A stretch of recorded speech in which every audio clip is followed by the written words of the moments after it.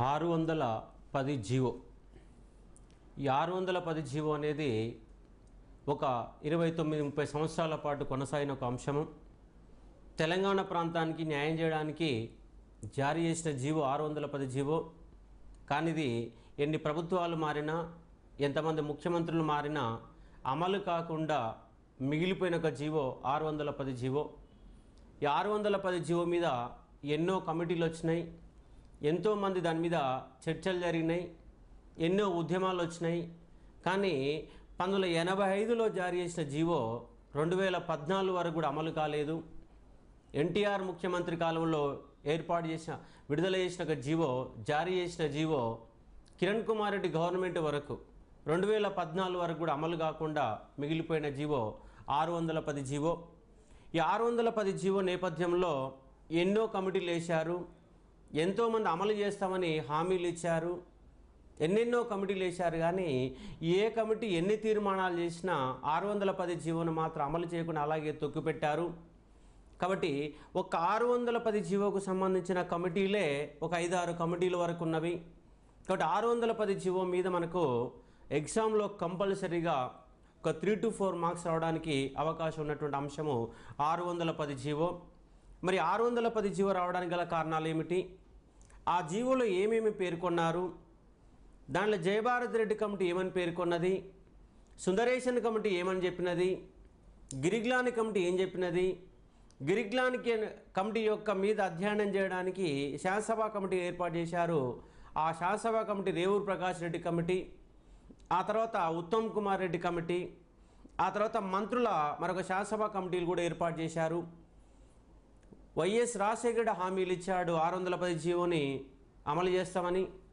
అతను చంద్రబాబు నాయుడు కాలంలో గిరిగ్లాని కమిటీ వేశారు.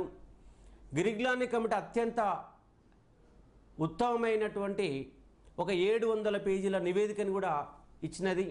కానీ ఇవన్నీ ఏది కూడా అమల్లోకి రాకుండా ఆగిపోయిన జీవో 610 జీవో.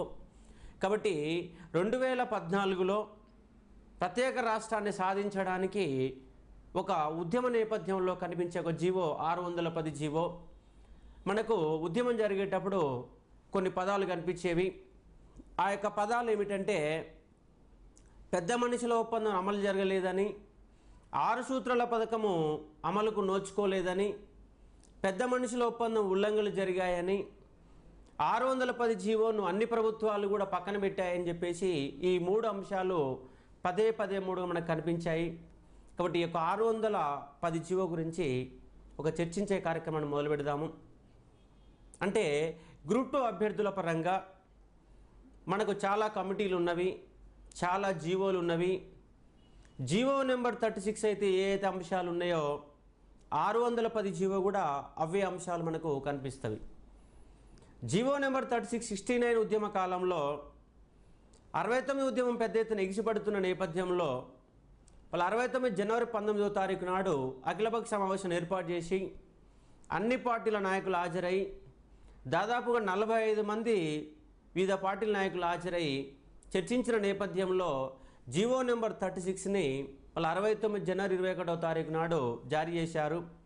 అంటే జీవో నెంబర్ 36 ఏమని చెప్తుందంటే, అక్రమంగా ఆంధ్ర ఉద్యోగులు తెలంగాణ ప్రాంతంలో ఉద్యోగాలు పొందుతున్నారు. ఆ అక్రమంగా ఉద్యోగాలు పొందే వారందరినీ ఆంధ్ర ప్రాంతానికి పంపించి అక్కడ ఒకవేళ ఉద్యోగాలు అనేవి లేకపోతే అక్కడ సూపర్ న్యూమరీ పోస్టులు క్రియేట్ చేయాలని చెప్పే జీవో నెంబర్ 36. దాన్నే జీవో నెంబర్ 69 కూడా పిలుస్తారు. సేమ్ జీవో నెంబర్ 36 ఏమైతే నేపథ్యం చెప్తుందో 610 జీవో కూడా అదే చెప్తున్నది. కాబట్టి 610 జీవో కూడా ప్రధాన ఉద్దేశం అక్రమంగా ఆంధ్ర ప్రాంత ఉద్యోగులు తెలంగాణ ప్రాంతంలో, అంటే జోనల్ సిస్టమ్ ప్రకారం 5-6 జోనల్ సిస్టమ్ ప్రకారం అక్రమంగా పొందుతున్న ఉద్యోగాలందరూ, ఆంధ్ర ఉద్యోగులు తెలంగాణ ప్రాంతంలో పొందుతున్నటువంటి ఉద్యోగులందరినీ వెనక్కి పంపి ఆంధ్ర ప్రాంతంలో ఉద్యోగాలు ఉంటే ఓకే, ఒకవేళ ఉద్యోగాలు లేకపోయినా కూడా సూపర్ న్యూమరీ పోస్టులు క్రియేట్ చేసైనా ఇవ్వాలని 610 జీవో చెప్తున్నది. కానీ 610 జీవోనైతే జారీ చేశారు, కానీ ప్రభుత్వాలు మారాయి, కానీ దాని అమలు మాత్రము నోచుకొని ఒక జీవో 610 జీవో. కాబట్టి 610 జీవో 1985 డిసెంబర్ 30వ తారీఖు నాడు జారీ చేస్తే 2014 వరకు అంటే 29 సంవత్సరాల కాలం పాటు దాన్ని అమలు చేయకుండా ఆగిపోయే జీవో. కాబట్టి తెలంగాణ ఉద్యమ నేపథ్యంలో 610 జీవోకు చాలా క్రియాశీలమైన అంశం ఉంది. దానికంటే ముందు ఒక కాన్సెప్ట్ బేస్ ఒక మనము చూసే ప్రయత్నం చేస్తే మనకు 1983లో కాంగ్రెస్ వారసత్వ రాజకీయాలన్నీ పోయి మొట్టమొదటిసారిగా ఆంధ్రప్రదేశ్ రాష్ట్రంలో ఒక ప్రాంతీయ పార్టీ అనేది అధికారంలోకి వచ్చింది. 1982లో ఎన్టీఆర్ నందమూరి తారక రామారావు తెలుగుదేశం పార్టీని స్థాపించి కేవలం 9 నెలల కాలంలోనే అధికారంలోకి వచ్చి గిన్నీస్ బుక్లో రికార్డు సంపాదించడం జరిగింది. కానీ ఎన్టీఆర్ అధికారంలోకి వచ్చాక ఉద్యోగుల మీద ఒక రకమైన వేధింపులు కూడా మొదలయ్యాయి. ఎన్టీఆర్ వచ్చిన తర్వాత ఆంధ్ర ప్రాంతంకి వెళ్ళి యథేచ్ఛగా కొన్ని వలసలు కూడా కొనసాగినవి. అంటే ఎన్టీఆర్ వచ్చిన తర్వాత ఎన్నో మార్పులు వస్తాయి, ఏదో మంచి జరుగుతుంది, ఉద్యోగులకు న్యాయం జరుగుతున్న అభిప్రాయం కూడా కలిగినది. కానీ ఎన్టీఆర్ అధికారంలోకి రావడంతో అంతకుముందు మర్రి చెన్నారెడ్డి ఉద్యోగుల యొక్క పదవీ విరమణ వయసుని 55 సంవత్సరాల నుంచి 55 ఏళ్లకు పెంచడం జరిగింది. కానీ ఎన్టీఆర్ అధికారంలోకి వచ్చినాక మళ్ళీ మర్రి చెన్నారెడ్డి పెంచినటువంటి పదవీ విరమణ వయసుని మళ్ళీ తగ్గించాడు. 58 సంవత్సరాల నుంచి మళ్ళీ 55 సంవత్సరాలు తగ్గించాడు. దీంతో ఉద్యోగులలో ఒక రకమైన అసంతృప్తి కూడా చెలరేగినది. ఇలాంటి నేపథ్యంలో తెలంగాణ ప్రాంత ఉద్యోగులు, కొంతమంది రాయలసీమ ప్రాంత ఉద్యోగులు మా ప్రాంతంలో మా యొక్క జోన్ల పరిధిలో ఉన్నటువంటి ఉద్యోగాలన్నీ ఆంధ్ర ప్రాంత ఉద్యోగాలు కొల్లగొట్టారని వాళ్ళందరినీ వెనకకు పంపించామని చెప్పేసి కొంతమంది వినతి పత్రాలు కూడా అప్పుడున్నటువంటి ముఖ్యమంత్రి ఎన్టీఆర్కి ఇవ్వడం జరిగింది. రాయలసీమ ప్రాంత ఎన్జిఓ నాయకుడు అయినటువంటి లంబోదరము, తెలంగాణ ప్రాంత ఎన్జిఓ నాయకుడు అయినటువంటి టీఎన్జిఓ నాయకుడు స్వామినాథన్ ఆధ్వర్యంలో మా ప్రాంతంలో ఆంధ్ర ఉద్యోగులు అక్రమంగా ఉద్యోగాలు చేస్తున్నారు, వాళ్ళందరినీ వెనక పంపని చెప్పేసి ఎన్టీఆర్కి వినతి పత్రాలు సమర్పించారు. ఈ వినతి పత్రాలు సమర్పించినటువంటి నేపథ్యంలో ఆయన ఒక అఖిలపక్ష సమావేశాలు ఏర్పాటు చేసి తెలంగాణ ప్రాంతానికి న్యాయం చేస్తామని ఒక నేపథ్యంలో అఖిలపక్ష సమావేశాన్ని ఏర్పాటు చేసి ఆ అఖిలపక్ష సమావేశంలో ఒక తీర్మానాల మేరకు ఒక కమిటీని ఏర్పాటు చేయడం జరిగింది. ఆ కమిటీని ఆఫీసర్స్ కమిటీ అని పిలుస్తారు. ఆ కమిటీలో ఉన్నటువంటి 3 అభ్యర్థులు కూడా ఐఏఎస్ ఆఫీసర్లు కాబట్టి తన ఆఫీసర్ల కమిటీ అంటారు. కాబట్టి తెలంగాణ ప్రాంతంలో అక్రమంగా పొందుతున్న ఉద్యోగాల లెక్కలు తీయడం కోసము ఏర్పాటు చేయబడ్డ committee Jayabharat Reddy committee. Jayabharat Reddy IAS officer, ఆయనతో పాటు మరొక 2 కమిటీలో సభ్యులుగా పెట్టడం జరిగింది.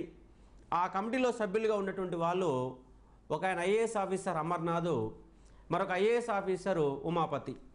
ఈ 3 ఐఏఎస్ ఆఫీసర్ల నేపథ్యంలో కమిటీని ఏర్పాటు చేశారు, జయభారత్ రెడ్డి కమిటీని ఏర్పాటు చేశారు. ఆ జయభారత్ రెడ్డి కమిటీ మొత్తంగా 84లో ఏర్పాటు చేస్తే అది మొత్తం ఉద్యోగుల యొక్క సమస్యలను మొత్తం కూడా పరిశీలించి అధ్యయనం చేయడం జరిగింది. ఆ యొక్క అధ్యయనం మేరకు దాదాపుగా 36 పేజీల నివేదికను ఇవ్వడం జరిగింది. ఆ 36 పేజీల నివేదికలో మొత్తంగా తెలంగాణ ప్రాంతంలో 58,962 ఉద్యోగాలు ఆంధ్ర ప్రాంతం వాళ్ళు కొల్లగొట్టారని తన లెక్కల్లో మొత్తంగా వివరించింది. మొత్తం ఉద్యోగుల సంఖ్య అంటే మొత్తం 10 జిల్లాలలో, అంటే మనకు 1978లో రంగారెడ్డి జిల్లా ఏర్పడింది. కాబట్టి మనకు ఆ 83, 84లో ఈ యొక్క వినతి పత్రాలు ఇచ్చే సమయానికి తెలంగాణ ప్రాంతంలో 10 జిల్లాలు ఉన్నాయి. ఆ 10 జిల్లాల ప్రాంతంలో ఉన్నటువంటి తెలంగాణ ప్రాంతంలో ఉద్యోగాలన్నీ సీమాంధ్రులు కొల్లగొట్టారు. అంటే జోన్ 5 అండ్ జోన్ 6, ఉత్తర తెలంగాణ జోన్ 5, దక్షిణ తెలంగాణ జోన్ 6.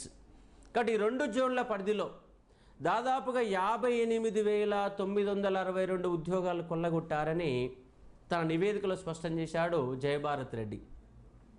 ఆ జయభారత్ రెడ్డి యొక్క లెక్కల ప్రకారం అత్యధికంగా హైదరాబాదులో దాదాపుగా 22,722 ఉద్యోగాలు కొల్లగొట్టారని, దాని తర్వాత ఖమ్మం జిల్లాలో 10,353 ఉద్యోగాలని, వరంగల్లో 3,141, ఆదిలాబాద్లో 5099 మంది, కరీంనగర్లో 4638 మంది, నల్గొండ జిల్లాలో 3707 మంది 3707 మంది, మహబూబ్నగర్లో 1489 మంది, మెదక్ జిల్లాలో 1424 మంది, నిజామాబాద్లో 4286 మంది, రంగారెడ్డి జిల్లాలో 2103 మంది, ఇలా మొత్తంగా 58,962 ఉద్యోగాలు.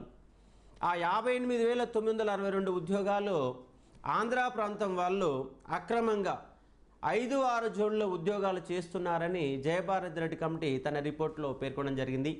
ముఖ్యంగా ఎక్కువ హైదరాబాదులో దాదాపు 22,000 ఉద్యోగాలు, ఖమ్మం జిల్లాలో 10,000 ఉద్యోగాలు, అంటే ఈ రెండు జిల్లాలోని దాదాపుగా 32,000 మంది అక్రమంగా ఉద్యోగాలు పొందుతున్నారని జయభారత్ రెడ్డి 36 పేజీల నివేదికని సబ్మిట్ చేయడం జరిగింది.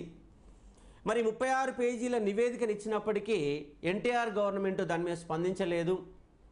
ఆయన కూడా ఆశ్చర్యం వ్యక్తం చేశారు, ఇంతమంది ఉన్నారన్నట్టుగా ఆశ్చర్యం వ్యక్తం చేయడం జరిగింది. కాబట్టి ఆంధ్ర గవర్నమెంట్లో కమిటీల పేరుతోటి కాలయాపన చేయడానికి అలవాటు పడ్డవారు ఉన్నారు కాబట్టి ఆ కమిటీల పేరుతోని కాలయాపన చేసే ప్రయత్నం చేశారు. జయభారత్ రెడ్డి కమిటీ నివేదిక ఇచ్చినప్పటికీ దాని మీద స్పందించకుండా దాన్ని పక్కన పెట్టే ఒక ప్రయత్నం చేశారు. మళ్ళీ జయభారత్ రెడ్డి కమిటీ యొక్క లెక్కల్ని కూడా సరిగ్గా ఉన్నాయా లేవా తెలుసుకోవడానికి మరో కమిటీని ఏర్పాటు చేశారు. ఆ కమిటీని ఏం కమిటీ అంటే సుందరేషన్ కమిటీ అని పిలుస్తారు. ఏకసభ్య కమిటీ, ఒక ఐఏఎస్ ఆఫీసర్ ఆధ్వర్యంలో సుందరేషన్ కమిటీని ఏర్పాటు చేశారు. ఆ సుందరేషన్ కమిటీ కూడా జయభారత్ రెడ్డి కమిటీ యొక్క నివేదికను మొత్తం కూడా అధ్యయనం చేసి జయభారత్ రెడ్డి కమిటీ నివేదికలో అన్ని స్పష్టమైన ఆధారాలు ఉన్నాయి, ఆ కమిటీ నివేదిక వాస్తవమైనది, దాదాపు 58,962 ఉద్యోగాలు కొల్లగొట్టడం కూడా జరిగిందని చెప్పేసి సుందరేషన్ కమిటీ కూడా తన యొక్క తీర్మానంలో చెప్పడం జరిగింది, కమిటీ రిపోర్ట్లో చెప్పడం జరిగింది. కాబట్టి ఈ రెండు కమిటీల యొక్క రిపోర్ట్ల ఆధారంగా 610 జీవోను అప్పుడున్నట్టు ముఖ్యమంత్రి ఎన్టీ రామారావు 1985 డిసెంబర్ 30వ తారీఖు నాడు 610 జీవోని జారీ చేయడం జరిగింది. మరి 610 జీవోని జారీ చేసినప్పుడే దాంట్లో మరొక తేదీని స్పష్టంగా పేర్కొన్నారు. అంటే ఈ జీవో జారీ చేసినటువంటి 3 నెలల్లోగా, అంటే 1985 డిసెంబరు 30వ తారీఖు నాడు జీవో జారీ చేసి 1986 మార్చి 31లోగా ఈ జీవోను అమలు చేస్తామని స్పష్టంగా దాంట్లో పేర్కొనడం జరిగింది. మరి జీవోని అయితే జారీ చేశారు, 3 నెలలు దాటిపోయింది, అయినా కానీ దాని మీద ఎన్టీఆర్ ఎలాంటి స్పందన లేదు. కాలయాపన పేరుతోటి మళ్ళీ కాలయాపన చేసే ఒక ప్రయత్నం కూడా చేయడం జరిగింది. కానీ ఇదే సమయంలో రాయలసీమ ప్రాంతంలో అక్రమంగా ఉద్యోగాలు చేస్తున్నారు 4వ జోన్లు అని చెప్పేసి రాయలసీమ వాళ్ళు ఆందోళన నిర్వహిస్తే లంబోదరం ఆధ్వర్యంలో ఒక వినతి పత్రాన్ని ఇస్తే ఆ రాయలసీమ ప్రాంత ఉద్యోగులు వెనక పంపడానికి గవర్నమెంట్ ఒక జీవోను జారీ చేసింది 564. ఆ 564 జీవోను మాత్రము కేవలం 3 నెలల్లో అమలు చేసి ఆ రాయలసీమ ప్రాంతంలో అక్రమంగా ఉద్యోగాలు పొందుతున్నటువంటి అందరినీ కూడా వెనక్కి పంపించడం జరిగింది. అంటే రాయలసీమ కోసం విడుదల చేయబడ్డ జారీ చేయబడ్డ జీవో 564 అనే జీవోని ఇమీడియట్లీ అమలు చేశారు. కానీ తెలంగాణ ప్రాంతంలో అక్రమంగా ఉద్యోగాలు చేస్తున్న వాళ్ళని వెనక పంపడానికి జారీ చేసిన 610 జీవోను మాత్రము అమలు చేయకుండా అలాగే తొక్కి పెట్టడం అనేది జరిగింది. కాబట్టి 85 డిసెంబర్ 30వ తారీఖు నాడు జారీ చేసిన జీవో 2014 జూన్ 2 వరకు కూడా అమలు కాలేదు. కాబట్టి 610 జీవో మీద పెద్ద ఎత్తున ఉద్యమాలు వచ్చినవి. ఉద్యోగుల ఆందోళన పదంలో ముందుకు నడిచారు. మూలన పడ్డ ములికి అమలు కాని 6 సూత్రాలు పట్టించుకొని 610 జీవో అని చెప్పేసి ఒక సీడీని కూడా తయారు చేసి, ఒక చిన్న బుక్లెట్ను తయారు చేసి, న్యాయం కోసం నిరీక్షణ అని చెప్పేసి ఒక డాక్యుమెంట్ను తయారు చేసి అన్ని జిల్లా కేంద్రాలలో దగ్గర ఉద్యోగులు అనేవాళ్ళు ఆందోళన పదం నిర్వహించి 610 జీవో పైన జరుగుతున్నటువంటి అన్యాయాన్ని ఒక వివరించే ప్రయత్నం చేశారు. కాబట్టి జయభారత్ రెడ్డి సుందరేషన్ కమిటీ రిపోర్టుల ఆధారంగా జారీ చేయబడ్డ జీవో 610 జీవో. అంటే జయభారత్ రెడ్డి 6 సూత్రాల పథకం ప్రకారం 6 సూత్రాల పథకం అమల్లోకి వచ్చినటువంటి 1975 అక్టోబర్ 20వ తారీఖు నుంచి 1981 వరకు ఉన్నటువంటి అంటే 6 సంవత్సరాల కాలంలో జరిగినటువంటి అన్యాయాల మీద మొత్తం లెక్కలు తీస్తే అది మొత్తంగా 58,962 ఉద్యోగాలను జయభారత్ రెడ్డి కమిటీ చెప్పడం జరిగింది. దాని సుందరేశన్ కమిటీ కూడా దాన్ని బలపరచడం జరిగింది. అంటే జయభారత్ రెడ్డి సుందరేశన్ కమిటీల నివేదికలో ఒక ప్రాథమిక అంశాలు చూస్తే వాళ్ళు ఏమంటారంటే ప్రెసిడెన్షియల్ ఆర్డర్ 371D ప్రకారం 32వ రాజ్యాంగ సవరణ ప్రకారం ప్రెసిడెన్షియల్ ఆర్డర్ని జారీ చేయడం జరిగింది. మరి ప్రెసిడెన్షియల్ ఆర్డర్ అమల్లోకి వచ్చిన నాటి నుంచి 610 జీవో జారీ అయ్యే వరకు నియమించిన నాన్ లోకల్ ఉద్యోగులందరినీ వారి స్వస్థలాలకు పంపాలని చెప్పేసి జీవోలో వాళ్ళు ఆ యొక్క రిపోర్ట్లో వాళ్ళు చెప్పడం జరిగింది. కాబట్టి మార్చి 31, 86లోగా అవసరమైతే వెనక్కు పంపి వారికి సూపర్ న్యూమరీ పోస్టులు క్రియేట్ చేయాలని కూడా వాళ్ళు ఇచ్చిన నివేదికలో పేర్కొన్నారు. అలాగే జూరాల ప్రాజెక్టు, శ్రీశైలం ఎడమ కాల్వ మరియు శ్రీరామ్ సాగర్ ప్రాజెక్టుల నిర్మాణంలో భాగంగా నియమించినటువంటి నాన్ గెజిటెడ్ కేడర్లలో అందరూ ఉన్నటువంటి ఉద్యోగులందరినీ ఆయా జోన్లకు పంపించాలని చెప్పేసి వాళ్ళు చెప్పడం జరిగింది. అదేవిధంగా బోగస్ సర్టిఫికేట్లతో ఉద్యోగాలు పొందిన వారిపైన చర్యలు తీసుకోవాలని చెప్పేసి వాళ్ళు చెప్పడం జరిగింది.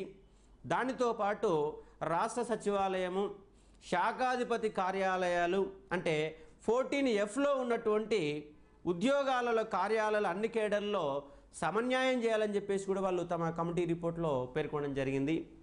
దానితో పాటు వివిధ లోకల్ ఏరియాలు క్యాడర్ల మధ్య బదిలీలు విచ్చలవిడిగా చేయరాదని కూడా వాళ్ళు స్పష్టంగా పేర్కొన్న యొక్క జీవోలో. ఇవన్నీ చెప్పినప్పటికీ ఎన్టీఆర్ గవర్నమెంట్ మాత్రము దాన్ని అమలు చేయలేదు.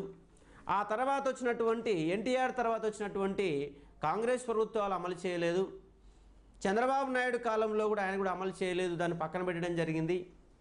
కానీ చంద్రబాబు నాయుడు 95లో అధికారంకి వచ్చిన తర్వాత 2001 నాటికి ఆంధ్రప్రదేశ్ రాజకీయ ముఖచిత్రం మొత్తం కూడా మారిపోయింది. తెలుగుదేశం గవర్నమెంట్కి వ్యతిరేకం కొన్ని పవనాలు వీయడం మొదలైనవి. అలాంటి సమయంలోనే టీడీపీ పార్టీ నుంచి బయటికి వెళ్ళినటువంటి కేసీఆర్, డిప్యూటీ స్పీకర్గా ఉన్నటువంటి కేసీఆర్ బయటికి వెళ్ళి టీడీపీ గవర్నమెంట్ మీద తీవ్రమైన విమర్శలు చేయడం మొదలుపెట్టడం జరిగింది. ఇలా తీవ్రమైన విమర్శలు చేసి 610 జీవోను అమలు చేయాలని కేసీఆర్ నిలదీయడము, మరోవైపు కాంగ్రెస్ పార్టీ నాయకులు నిలదీయడము, కొంత తెలంగాణ వాదం బలంగా వినిపించే ఒక ప్రయత్నం జరగడము, అంతకుముందు పౌర సంఘాలు కొంత డిమాండ్ చేయడము. ఈ నేపథ్యంలో అఖిలపక్ష సమావేశాన్ని ఏర్పాటు చేశాడు చంద్రబాబు నాయుడు. 2001 జూన్ 15వ తారీఖు అఖిలపక్ష సమావేశాన్ని ఏర్పాటు చేసి ఆ అఖిలపక్ష సమావేశంలో తీసుకున్న నిర్ణయాల మేరకు 2001 జూన్ 25వ తారీఖు నాడు 610 జీవోను అధ్యయనం చేయడానికి ఆ 610 జీవోలు ఎలాంటి అక్రమాలు జరిగినవి, దాన్ని ఎంతవరకు ఎందుకు అమలు చేయలేకపోయారు, దానికి సంబంధించి ఒక నివేదికను ఇవ్వమని చెప్పేసి మరొక ఏకసభ్య కమిషన్ ఏర్పాటు చేశారు. ఆ ఏకసభ్య కమిషను జెటో మంగల్దాస్ గిరిగ్లాని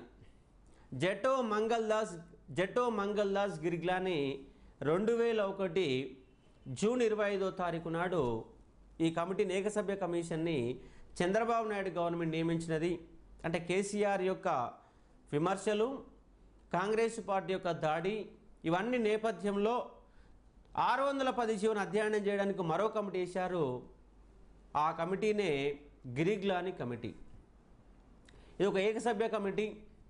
ఈ ఏకసభ్య కమిటీ మొత్తం ఒక 3 నెలల పాటు అధ్యయనం చేసి ఒక ప్రాథమిక నివేదికను 2001 అక్టోబర్ 10వ తారీఖు నాడు దాదాపు ఒక 100 రోజుల లోపునే ఒక ప్రాథమిక నివేదికను అందజేయడం జరిగింది గిరిగ్లాని కమిటీ. మరి ఆ గిరిగ్లాని కమిటీ యొక్క ప్రాథమిక నివేదికలో కొన్ని అంశాలు చెప్పడం జరిగింది. ఆ కమిషన్ని ఆ యొక్క గిరిగ్లాని ప్రాథమిక నివేదికలు చెప్పిన అంశాలు ఒకసారి మనం పరిశీలించే ఒక ప్రయత్నం చేస్తే, ముఖ్యమంత్రిగా చంద్రబాబు నాయుడు ఉన్న సమయంలో ఉన్నటువంటి సమయంలో జిల్లా స్థాయి క్యాడర్లు అయినటువంటి టీచర్ ఉద్యోగాలు, స్కూల్ అసిస్టెంట్ ఉద్యోగాలు, సెకండరీ గ్రేడ్ టీచర్ల యొక్క జీతాలు పెంచడం జరిగింది. ఆ జీతాలు పెంచినప్పుడు వాళ్ళు నాన్ గెజిటెడ్ స్థాయి ఉద్యోగాల జీతాలు పొందడం అనేది జరిగింది. అంటే జీతాలు పెరిగిన వాళ్ళకు అప్పుడు నాన్ గెజిటెడ్ స్థాయి లెవెల్ ఉద్యోగాలకు వాళ్ళకు జీతాలు రావడం జరిగింది. అప్పుడు చంద్రబాబు నాయుడు గవర్నమెంట్లో జరిగిన అన్యాయం ఏమిటంటే వాస్తవానికి డిఎస్సి ఉద్యోగాలు అనేవి జిల్లా స్థాయి ఉద్యోగాలు. మనకు 6 సూత్రాల పథకం ప్రకారం 6 జోన్ల వ్యవస్థ ప్రకారము మనకు జిల్లా స్థాయి ఉద్యోగాలు, జోనల్ స్థాయి ఉద్యోగాలు, మల్టీ గెస్టెడ్ స్థాయి ఉద్యోగాలు, రాష్ట్ర స్థాయి ఉద్యోగాలు అని చెప్పేసి 4 రకాలుగా విభజించడం జరిగింది. అంటే దాంట్లో డిఎస్సి ఉద్యోగాలని జిల్లా స్థాయి ఉద్యోగాలు. ఈ జిల్లా స్థాయి ఉద్యోగాలలో లోకల్ కోట 80% వర్తిస్తున్నది, మరొక 20% ఓపెన్ కోటా ఉంటుంది. కానీ సెకండరీ గ్రేడ్ టీచర్లకు జీతాలు అనేవి పెంచి అవి నాన్ గెజిటెడ్ స్థాయిలో సమానం అవుతున్నాయి. కాబట్టి నాన్ గెజిటెడ్ స్థాయి ఉద్యోగాలకు వర్తించేటటువంటి రిజర్వేషన్ అంటే 80% 20% కాకుండా దాన్ని నాన్ గెజిటెడ్ ఉద్యోగాలకు వర్తించే జోనల్ స్థాయి ఉద్యోగాలకు వర్తించేటటువంటి 70-30% దానికి మార్చడం జరిగింది. అంటే ఉద్యోగాల రిక్రూట్మెంట్ ఏమో జిల్లా స్థాయిలోనే జరుగుతాయి, జీతాలు మాత్రం ఎక్కువగా ఉన్నాయి కాబట్టి అవి నాన్ గెజిటెడ్ స్థాయి ఉద్యోగాలు అని చెప్పేసి దాన్ని రిజర్వేషన్ని లోకల్ యొక్క రిజర్వేషన్ని 80% నుంచి 70%కి తగ్గించడం జరిగింది.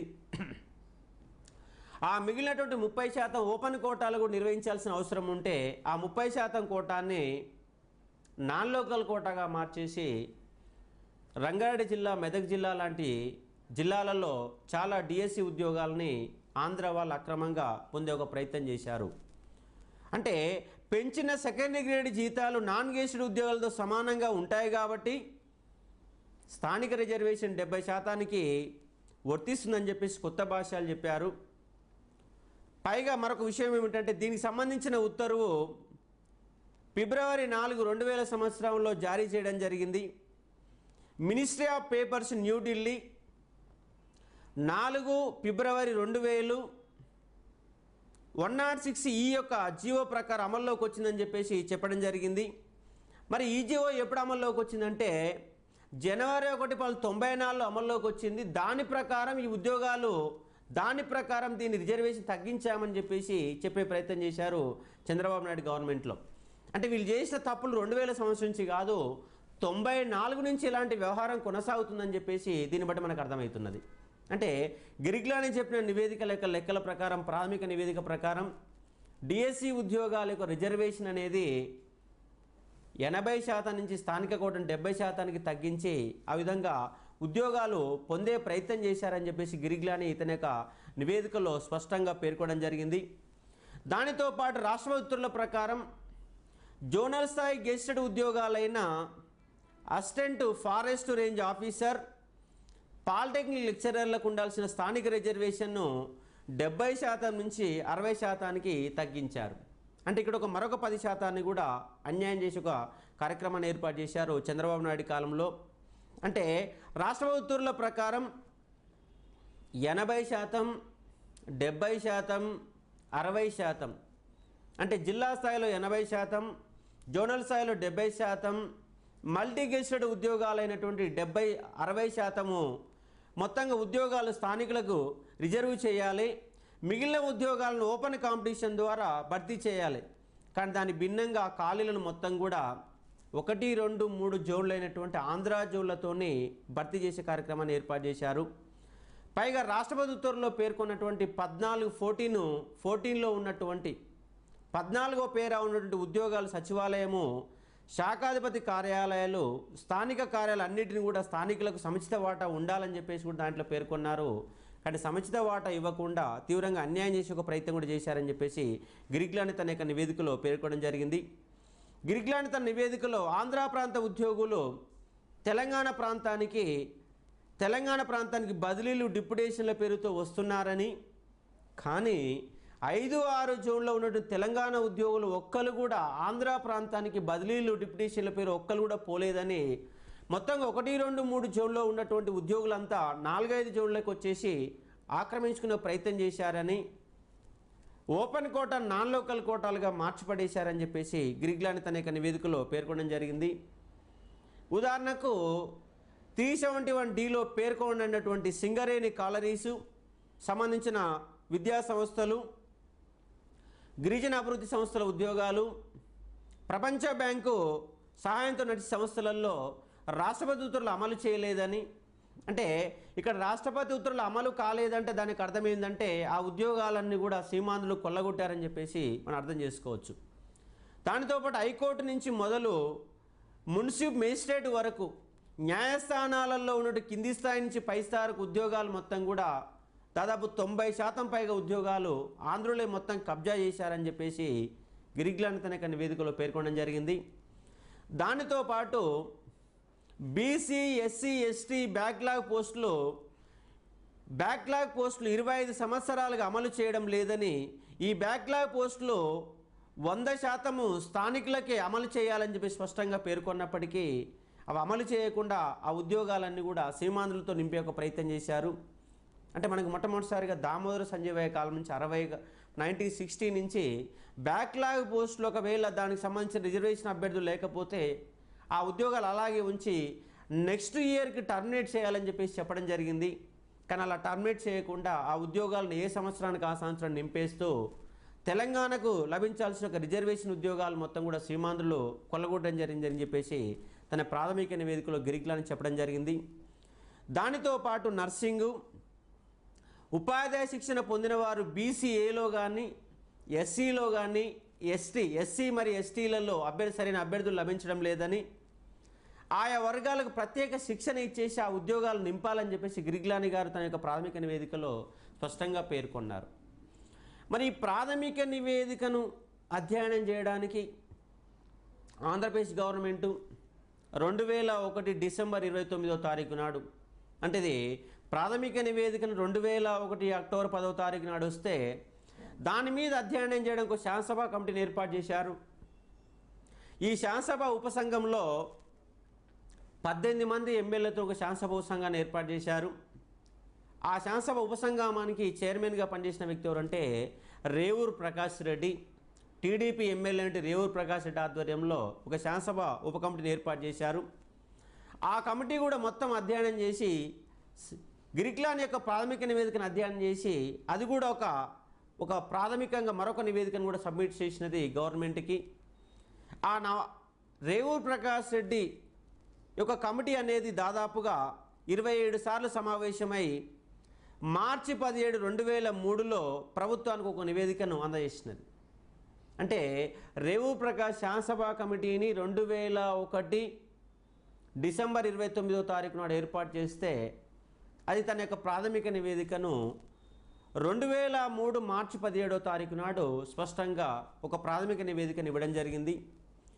మరి ఆ ప్రాథమిక నివేదికలోని అంశాలు ఒకసారి మనం పరిశీలించే ఒక ప్రయత్నం చేస్తే, రేవూరు ప్రకాష్ రెడ్డి యొక్క ప్రాథమిక నివేదికల అంశాలను ఒకసారి పరిశీలించే ప్రయత్నం చేస్తే, ఎక్సైజ్ డిపార్ట్మెంట్లో 56 మంది ఎస్ఐలు అక్రమంగా తెలంగాణ ప్రాంతంలో ఉద్యోగాలు పొందుతున్నారని, వాళ్ళందరినీ అంటే పోస్టులేమో తెలంగాణ ప్రాంతంలో ఉంచి వాళ్ళందరూ డిప్యుటేషన్ మీద ఆంధ్ర ప్రాంతంలో ఉద్యోగాలు చేయిస్తున్నారని, పోస్టులన్నీ కూడా వాళ్ళందరూ కూడా ఆంధ్ర ప్రాంతానికి బదిలీ చేసి ఆ 56 పోస్టుల యొక్క నియామకాలు మొత్తం కూడా తెలంగాణ వారితో చేయాలని చెప్పేసి కూడా తన యొక్క నివేదికలు ప్రాథమిక అంశంలో పేర్కొనడం జరిగింది. దానితో పాటు ఏపీ రెసిడెన్షియల్ విద్యా సంస్థల రిజర్వేషన్ పాటించడం లేదని, ఇక నుంచి రిజర్వేషన్ పాటించాలని తన నివేదికలో పేర్కొనడం జరిగింది.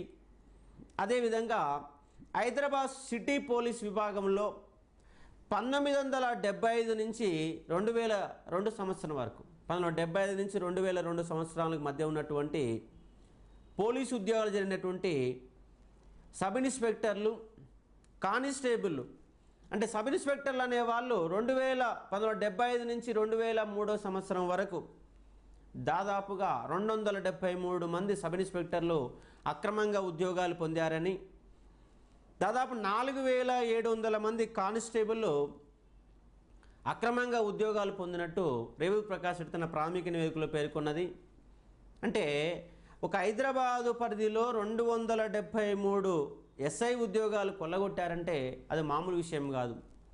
ఎందుకంటే 273 మంది ఎస్ఐలు అంటే దాదాపు తెలంగాణ ప్రాంతంలో ఒక 4-5 జిల్లాలకు సరిపోయిన ఎస్ఐలు పోస్టులు, అన్ని ఉద్యోగాలు వాళ్ళు కొల్లగొట్టే ఒక ప్రయత్నం చేసి అక్రమంగా తెలంగాణ ప్రాంతంలో ఉద్యోగాలు పొందే ఒక ప్రయత్నం చేశారు.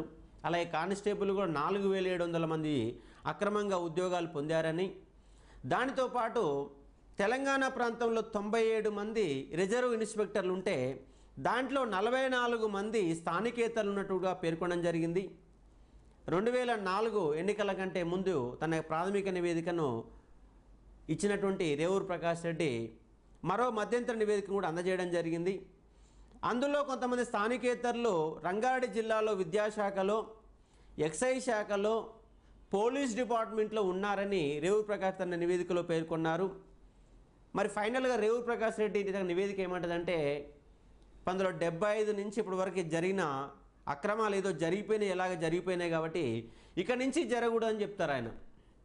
అంటే 75 నుంచి 2000 సంవత్సరాలు 25 సంవత్సరాలు జరిగిన అక్రమాలన్నీ కూడా మాఫీ చేసేసి ఇక నుంచి జరగకుండా చూడండి అంటారు.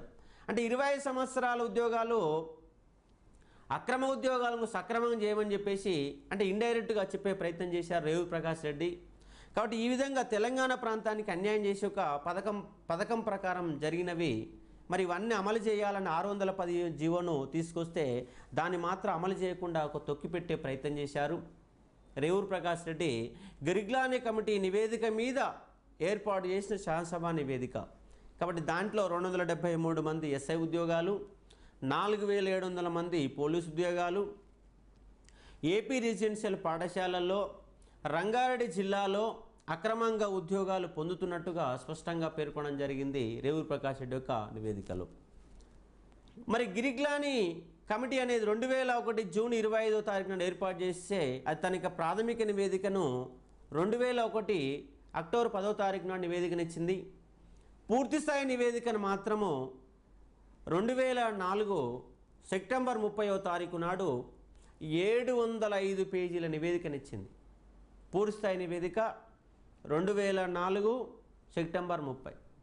గిరిగ్లాని కమిటీ నివేదించిన ఏకసభ్య కమిషన్ను నియమించింది మాత్రం 2001 జూన్ 25 అయితే ప్రాథమిక నివేదిక అక్టోబర్ 10, 2001లో, పూర్తిస్థాయి నివేదిక 2004 సెప్టెంబర్ 30వ తారీఖు నాడు 705 పేజీల నివేదికను ఇవ్వడం జరిగింది.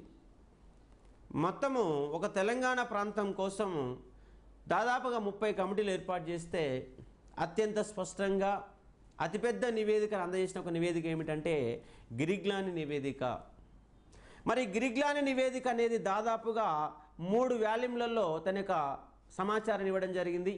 3 వాల్యూమ్లలో మొదటి వాల్యూమ్లో 75 నుండి ఈ యొక్క నివేదిక సమర్పించే 2004 వరకు జరిగినటువంటి అక్రమాల మొత్తం గురించి దాంట్లో వివరించారు. అంటే వాల్యూమ్ 1, వాల్యూమ్ 2, వాల్యూమ్ 3. వాల్యూమ్ 1లో ఎలా అక్రమాలు జరిగాయో పూర్తిస్థాయి నివేదిక సమర్పించారు. వాల్యూమ్ 2లో ఆయన 2001 నుంచి 2004 సంవత్సరాల మధ్య సేకరించిన సమాచారాన్ని మొత్తం కూడా ఎనెక్సర్లీల రూపంలో సమర్పించడం జరిగింది. అంటే మొత్తం నివేదిక అంతా రికార్డ్స్ మొత్తం రూపంలో సమర్పించడం జరిగింది బి వాల్యూమ్లో. ఇక సి వాల్యూమ్లో ఏమని పేర్కొన్నారంటే పరిష్కార మార్గాలను సూచించారు. పరిష్కార మార్గాలను చూపించడం జరిగింది. మొత్తంగా 126 రకాల పద్ధతిలో తెలంగాణ ప్రాంతాల్లో ఉద్యోగాలు మొత్తం కొల్లగొట్టారని ఆయన మొదటి నివేదికలో పేర్కొనడం జరిగింది. దాన్ని మొత్తం 126 రకాలను మొత్తంగా సమప్ చేస్తూ 18 రకాలుగా దాన్ని డివైడ్ చేశాడు.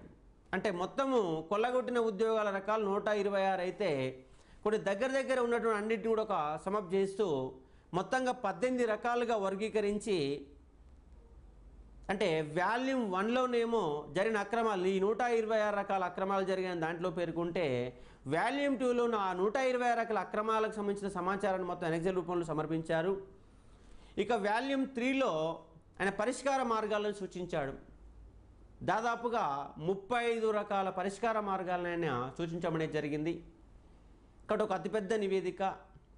మరి ఆ పూర్తిస్థాయి నివేదికలోని అంశాలు మనం ఒకసారి పరిశీలించే ప్రయత్నం చేస్తే అంటే గిరిగ్లాని కమిటీ 2004 సెప్టెంబర్ 30వ తారీఖు నాడు 705 పేజీల సమగ్రమైన నివేదికనిస్తే దాంట్లో 3 వాల్యూమ్స్ ఉన్నవి.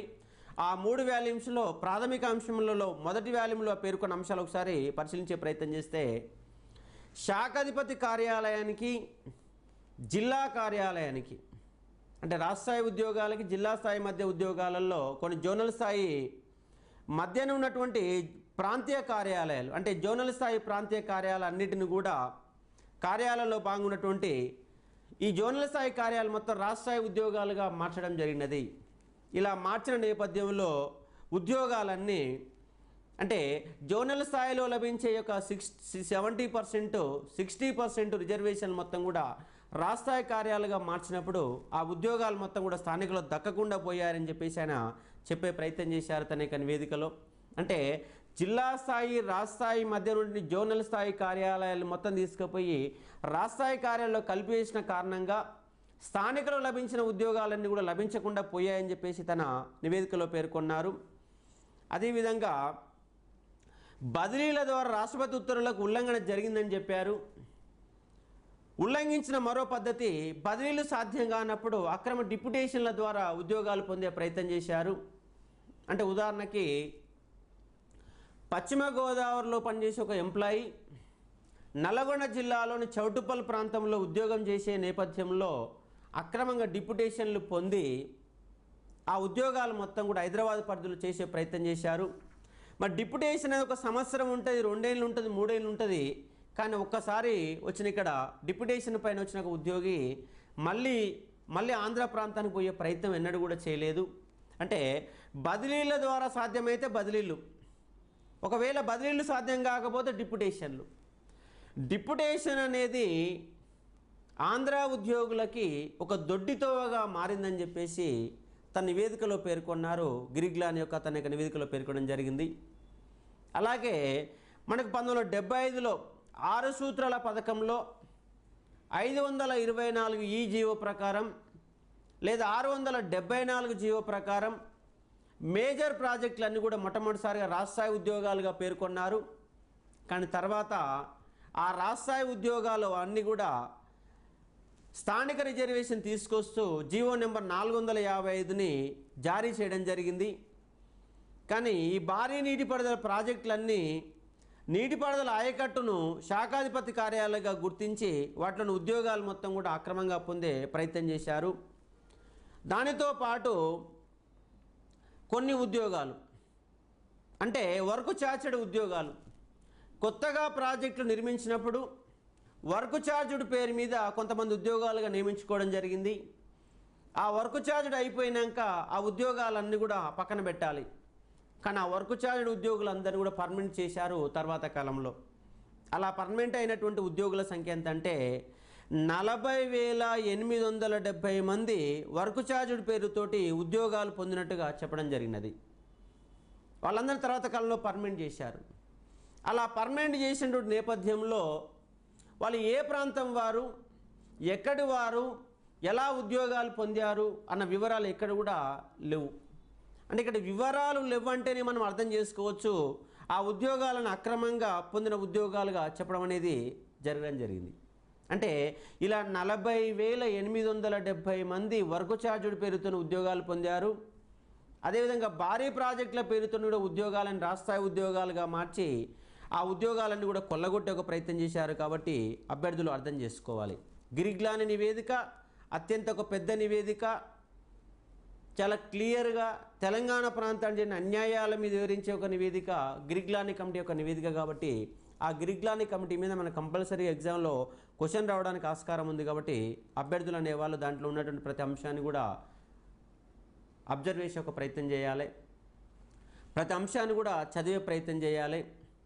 అంటే మనకు 1975లో 6 సూత్రాల పథకం ప్రకారము మనకు ఉన్నటువంటి డిపార్ట్మెంట్లు దాదాపుగా 50 డిపార్ట్మెంట్ల వరకు అంటే 50+ ఉన్నటువంటి డిపార్ట్మెంట్లుగా ఉంటే అది 2004 నాటికి అవి 204 రాష్ట్రస్థాయి కార్యాలయాలుగా మారిపోయినాయి.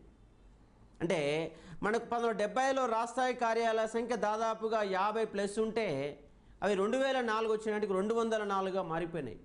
అంటే ఆ 204 కార్యాలయాలు మొత్తం రాష్ట్రస్థాయి కార్యాలయాలుగా ఉంటే రాష్ట్రస్థాయి కార్యాలయంలో ఉన్నటువంటి ఉద్యోగాలు మొత్తం కూడా ఫేర్ షేర్ సూత్రం ప్రకారము జీవో నెంబర్ 728 ప్రకారం ఫేర్ షేర్ సూత్రం ప్రకారము 3 ఉద్యోగాలకు ఉద్యోగాన్ని ఇవ్వాలి. కానీ దాన్ని ఎక్కడ కూడా అమలు చేయకుండా ఆ ఉద్యోగాలన్నీ రాష్ట్రస్థాయి కార్య ఉద్యోగాలు మొత్తం కూడా సీమాంధ్రులు కొల్లగొట్టే ఒక ప్రయత్నం చేసిన అంశాన్ని గ్రిగ్లాని తన నివేదికలో స్పష్టంగా పేర్కొనడం జరిగింది. అదేవిధంగా నాన్ గెస్టెడ్ పోస్టులను గెస్టెడ్ చేయాలన్నా, గెస్టెడ్ పోస్టులను రాష్ట్రస్థాయి పోస్టులు చేయాలన్నా భారత పార్లమెంట్ అనుమతి కానీ లేదంటే రాష్ట్రపతి అనుమతి కానీ తీసుకోవాలి.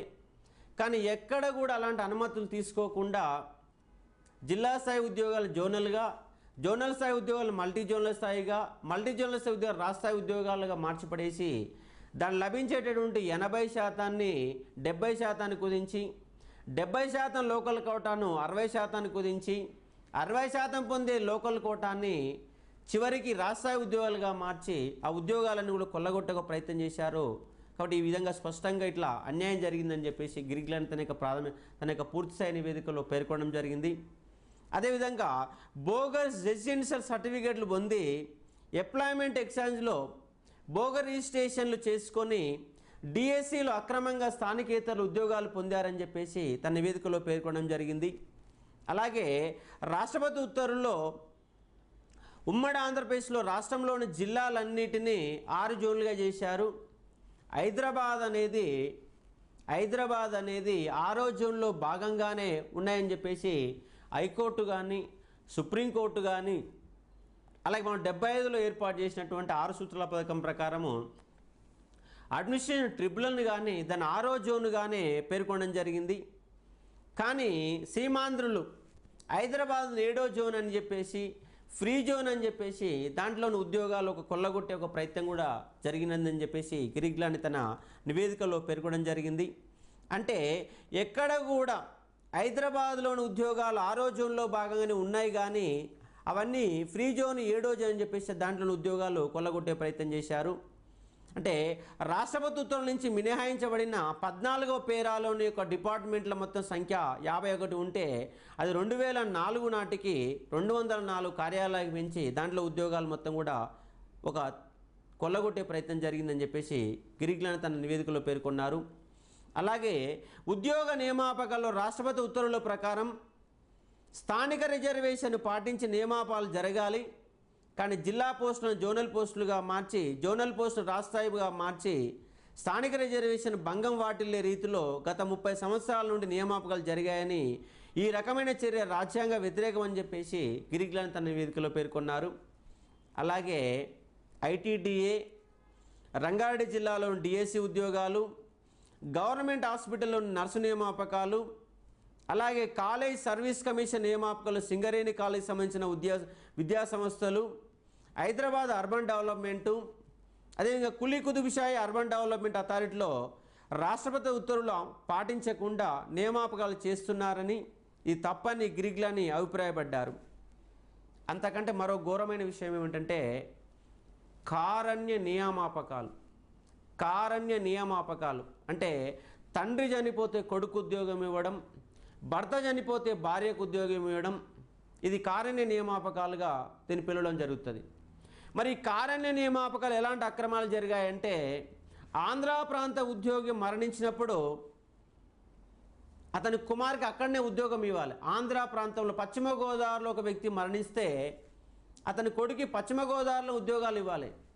కానీ పశ్చిమ గోదావరిలో ఉద్యోగి మరణిస్తే అతని కుమారుడు హైదరాబాదులో చదువుకుంటున్నా అని చెప్పేసి నాకు ఇక్కడనే ఉద్యోగం ఇవ్వని, మా ఫ్యామిలీ ఇక్కడనే సెటిల్ అయిందని చెప్పేసి హైదరాబాదులో ఉద్యోగాలు పొందే ప్రయత్నం చేశారు. అంటే ఆంధ్ర వాళ్ళు మరణించినప్పుడు అక్కడే ఉద్యోగాలు ఇవ్వాల్సిన అవసరం ఉండగా కారణ్య నియామకాల పేరుతో జరిగిన ఉద్యోగాలు మొత్తం కూడా తెలంగాణ ప్రాంతంలో పొందే ప్రయత్నం చేశారు. కాబట్టి కారణ్య నియామకాల పేరుతో కూడా ఉద్యోగాలు పొందిన ప్రయత్నాలు జరిగాయని చెప్పేసి గ్రిగ్లాని తన యొక్క నివేదికలో పేర్కొనడం జరిగింది.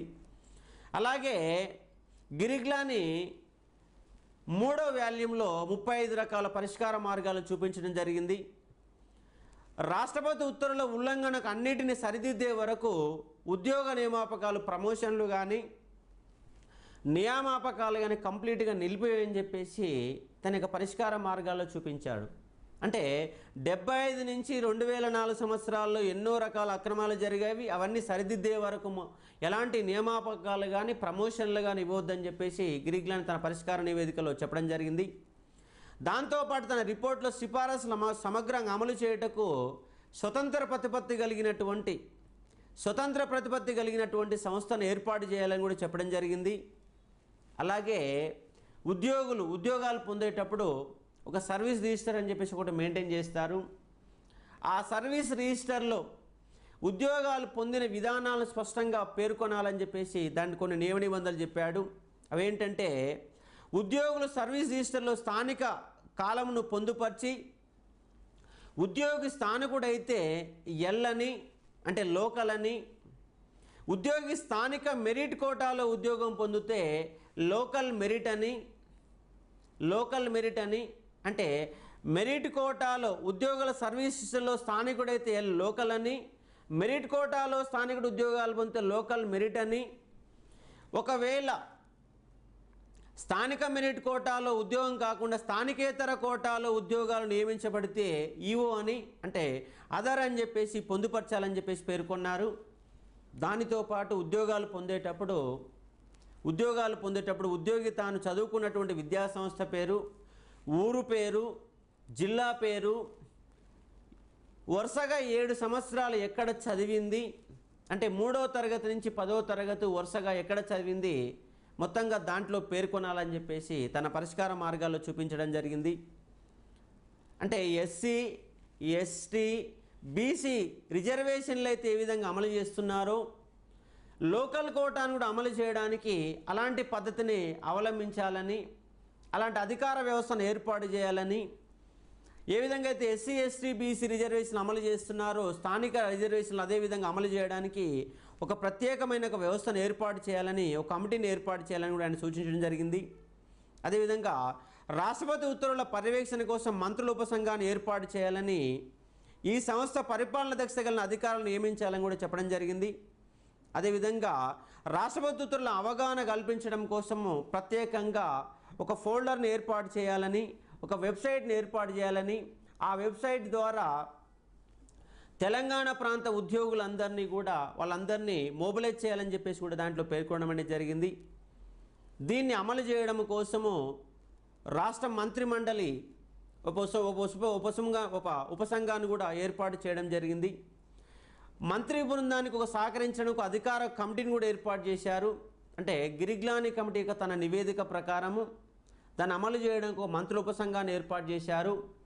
ఆ మంత్రుల ఉపసంఘం ఏమని పేర్కొందంటే పట్టణాభివృద్ధి సంస్థలు వివిధ ప్రాజెక్టులలో వర్క్ ఛార్జ్డ్ సిబ్బందిని కారణ్య నియామకాలపైన రాష్ట్రపతుల పరిధిలోకి తీసుకొచ్చి అనుమతించక పరిమితులు మించినటువంటి ఆంధ్ర ప్రాంత ఉద్యోగులందరినీ లాస్ట్ ఇన్ ఫస్ట్ అవుట్ సూత్రం కింద వాళ్ళందరినీ వెనకకు పంపించాలని చెప్పేసి తన ఏర్పాటు చేసిన మంత్రి ఉపసంఘం కూడా పేర్కొనడం జరిగింది. అదే ఇంకా మంత్రి ఉపసంఘం ఏమని చెప్పిందంటే హైదరాబాద్ ఫ్రీ జోన్ కాదని ఇది 6వ జోన్లో భాగమని చెప్పేసి పేర్కొన్నారు. అదేవిధంగా రాష్ట్రపతి ఉత్తర్వులోని 14వ పేరాలో పేర్కొన్న ఉద్యోగాలన్నిటి కూడా సమాన ప్రాతినిధ్యం సముచిత వాటా కల్పించాలని కూడా నిర్ణయించడం జరిగింది. అలాగే పోలీస్ శాఖలో దాదాపుగా 3014 మంది స్థానికేతరులున్నట్టుగా గుర్తించిన శాసనసభ కమిటీ ప్రస్తుతానికి కొత్త ఉద్యోగాల నియామకం జరిగేప్పుడు వాళ్ళందరూ ఇక్కడనే ఉంటారని, కొత్త ఉద్యోగాల నియామకం జరిగిన తర్వాత వాళ్ళందరూ ఆంధ్ర ప్రాంతాలకు పంపించాలని చెప్పేసి మంత్రిసభ ఉపసంఘం కూడా పేర్కొనడం జరిగింది. అదేవిధంగా సెకండరీ గ్రేడ్ టీచర్లలో స్కూల్ అసిస్టెంట్లలో దాదాపుగా హైదరాబాదు జిల్లాలో 750 మంది, రంగారెడ్డి జిల్లాలో 1151 మంది స్థానికేతరులు ఉన్నట్టుగా నిర్ధారించడం జరిగింది. వీరిని అనుమతించగా పరిమితుల మేరకు మించి ఉన్నటువంటి స్థానికేతర ఉద్యోగులందరినీ ఫస్ట్ కమ్ లాస్ట్ గో సూత్రం ప్రతిపాదికపై ఎవరి ప్రాంతానికి సంబంధించి వాళ్ళని పంపించాలని కూడా చెప్పడం కూడా జరిగింది తన యొక్క ప్రాంతీయ కమిటీ. అదేవిధంగా గిరిగ్లాని కమిషన్ యొక్క నివేదికను పరిశీలిస్తున్నామని, వీలైనంత త్వరలో దాన్ని అమలు చేస్తామని స్పష్టంగా పేర్కొనే మంత్రిగా ఉపసంఘం. కానీ 2004లో పేర్కొన్నారు కానీ అది 2014 వరకు కూడా అమలు చేయలేదు. గిరిగ్లాని కమిటీ చెప్పిన లెక్కం ప్రకారం 1975 నుంచి 2004 సంవత్సరాల మధ్య ఎలాంటి అక్రమాలు జరిగాయంటే ముఖ్యంగా 3 రకాల కేసులు అడ్మినిస్ట్రేటివ్ ట్రిబ్యునల్కి, హైకోర్టు, సుప్రీంకోర్టు పరిధిలో కేసులు నమోదైనవి. ఆ కేసులు ఏంటంటే 3 అంశాల కింద ఒకటి, ఉద్యోగ నియామకాలు సీనియారిటీ పదోన్నతి అంశం మీద నెంబర్ 1గా కేసులు నమోదైనాయి. రెండో కేసులు ఏమిటంటే హైదరాబాదు ఫ్రీ జోనా ఆరో జోనా, హైదరాబాద్ అనేది ఫ్రీ జోనా ఆరో జోనా అంశం కింద కొన్ని కేసులు నమోదైనాయి. ఇక మూడో అంశం ఏంటంటే హైదరాబాద్ సిటీ పోలీసు రిక్రూట్మెంట్కి సంబంధించిన సమస్యలు. అంటే మనకు 14F ప్రకారము హైదరాబాదు పరిధిలో ఉన్నటువంటి సిటీ పరిధిలో ఉండే ఉద్యోగాలన్నీ అందరూ ఓపెన్ కోటాలను నియమించబడతారు, ప్రమోషన్ కూడా అదే కూడా వర్తిస్తుందని చెప్పేసి 14Fలోనే పేర్కొనడం జరిగింది. కానీ హైదరాబాదు పరిధిలో ఉన్నటువంటి ఆరో జోన్ పరిధిలో ఉన్నటువంటి పోలీసులందరూ కూడా మేము లోకల్ అవుతామని చెప్పేసి సుప్రీంకోర్టులో కేసు వేశారు. అలా సుప్రీంకోర్టులో కేసు వేసినప్పుడు ఆ సుప్రీంకోర్టు అనే ఒక స్పష్టమైన తీర్పు ఇచ్చినది. 2009 అక్టోబర్ 9వ తారీఖు నాడు సుప్రీంకోర్టు ఒక స్పష్టమైన తీర్పు ఇచ్చినది. ఆ తీర్పు ఏమిటంటే 14F ప్రకారం హైదరాబాదులో ఉన్న ఉద్యోగాలు, పోలీసు ఉద్యోగాలు అందరికీ వర్తిస్తాయి అని చెప్పేసి చెప్పడం దానికి ప్రధాన ఉద్దేశం.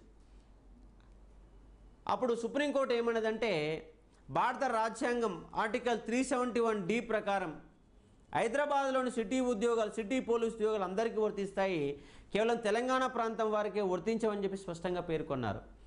అప్పుడు తెలంగాణ ప్రాంత పోలీసులు ఏమని వాదించారంటే ఆరో జోన్ అనేది హైదరాబాద్ అనే ఆరో జోన్లో భాగంగా ఉంటాయి కానీ సపరేట్ సిటీ జోన్ వ్యవస్థ లేదు, దాన్ని తీవ్రంగా అన్యాయం చేశారు, కాబట్టి మా ఉద్యోగాలు మాకు ఇవ్వాలి, మా ప్రమోషన్లు మాకు ఇవ్వాలని సుప్రీంకోర్టులో కేసు వేసినప్పుడు సుప్రీంకోర్టు యొక్క తీర్పు ఇచ్చినది అక్టోబర్ 9, 2009 అక్టోబర్ 9వ తన స్పష్టమైన తీర్పు ఇచ్చినది.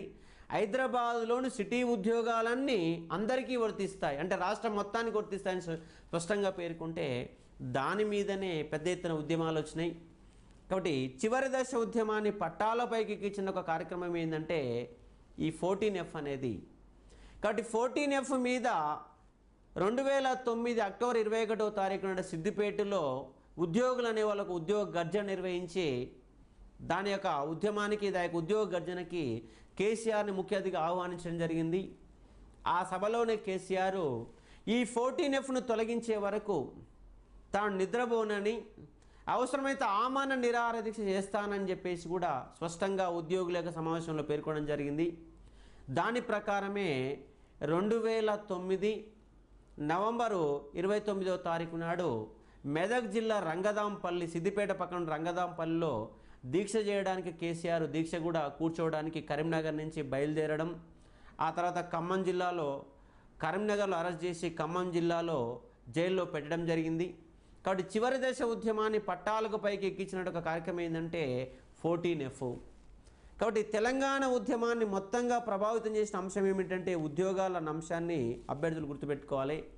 కాబట్టి 52లో ములికి ఉద్యమాలు వచ్చినప్పటికీ ఉద్యోగుల సమస్యపరమైన ఉద్యమాలు వచ్చినవి.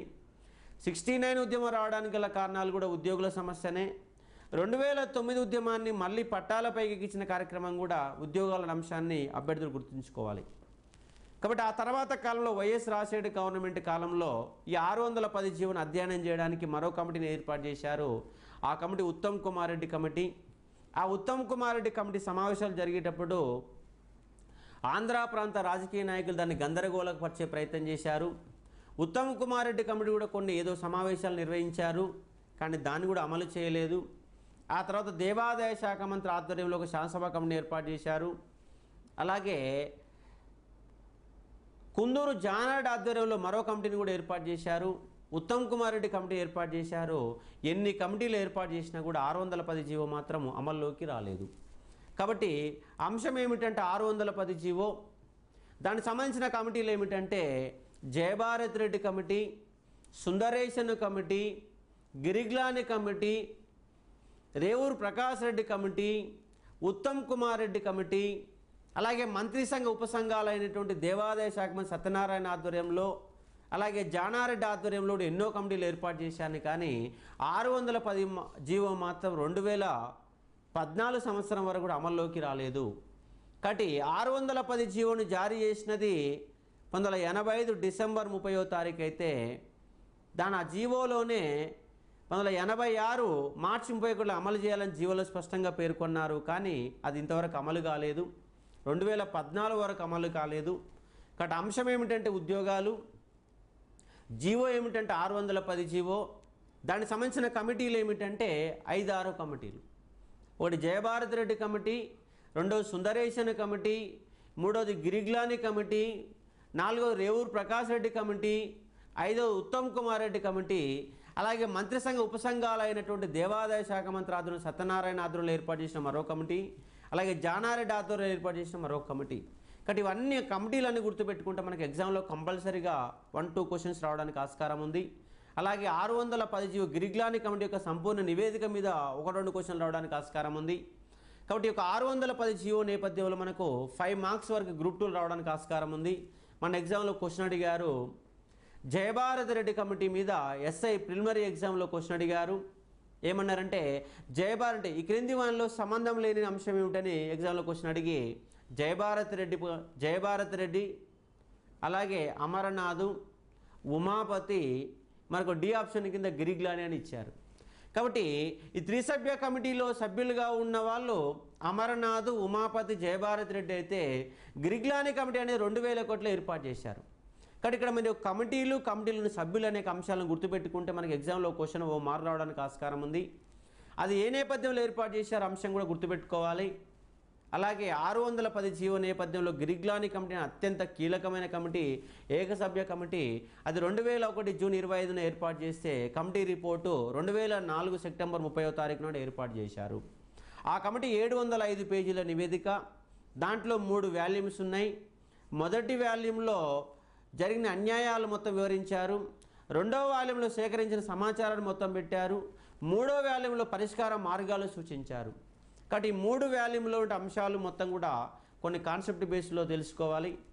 అలాగే గిరిగ్లాని కమిటీ యొక్క ప్రాథమిక సమాచారంలో ఏమున్నది, పూర్తిస్థాయి నివేదికలో ఏముంది, 14F అనే అంశం ఏమిటి, 6 సూత్రాల పథకం ప్రకారం ఆర్టికల్ 371D ప్రకారము, ఆర్టికల్ 371D ప్రకారం 14 అనే ఒక పేరాలు ఎలాంటి ఉద్యోగాలు ఉన్నాయి, రాష్ట్రాయ ఉద్యోగాలు అంటే ఏమిటి, అలాగే రాష్ట్రపతి ఉత్తర్వులకు రాని సంబంధం లేని ఉద్యోగాలు ఏమిటి, మొత్తం కూడా అభ్యర్థులు అర్థం చేసుకోవాలి. కాబట్టి తీవ్రంగా తెలంగాణ ప్రాంతానికి తీవ్రంగా అన్యాయం చేసిన ఒక 6 సూత్రాల పథకము, తెలంగాణ ప్రాంతాన్ని ఉరితాడుగా మారిన ఒక పథకము 6 సూత్రాల పథకం ప్రకారం. కాబట్టి 6 సూత్రాల పథకాన్ని మొత్తం కంప్లీట్ అధ్యయనం చేయాలి. 610 జీవోని అధ్యయనం చేయాలి. గిరిగ్లాని కమిటీ నివేదికను అధ్యయనం చేయాలి. కాబట్టి ఈ నేపథ్యంలో కంప్లీట్గా అభ్యర్థులు అనేవాళ్ళు సూక్ష్మ దృష్టితోని మొత్తంగా స్టడీ చేస్తే తెలంగాణ ప్రాంతానికి జరిగిన అన్యాయాలు మొత్తం కూడా తెలుస్తాయి. కాబట్టి మనం 75 నుంచి 2004 సంవత్సరాల మధ్య ఉద్యోగాల పరంగా జరిగిన అన్యాయాలను వివరించే ఒక జీవో 610 జీవో, ఆ కమిటీ నేపథ్యాలు ప్రతి అంశాన్ని కూడా అభ్యర్థులు మనకు సూక్ష్మ దృష్టితో అధ్యయనం చేయగలిగితే ఎక్కువ మార్కులు స్కోర్ చేయడానికి ఆస్కారం ఉంది. కాబట్టి ఈ నేపథ్యాలు అధ్యయనం చేస్తారని చెప్పేసి ఒక అభ్యర్థులకు సూచనలు ఇవ్వడం అనేది జరుగుతుంది. కాబట్టి ఈ నేపథ్యంలో స్టడీ చేసి ఎక్కువ మార్కులు స్కోర్ చేయండి. ఈ తర్వాత ఉండటం మరొక అంశం ఏమిటంటే ప్రపంచీకరణ నేపథ్యంలో చంద్రబాబు నాయుడు కాలంలో వచ్చినటువంటి మార్పులు ఏమిటనే అంశాన్ని పరిశీలించే ఒక ప్రయత్నం అనేది చేద్దాము.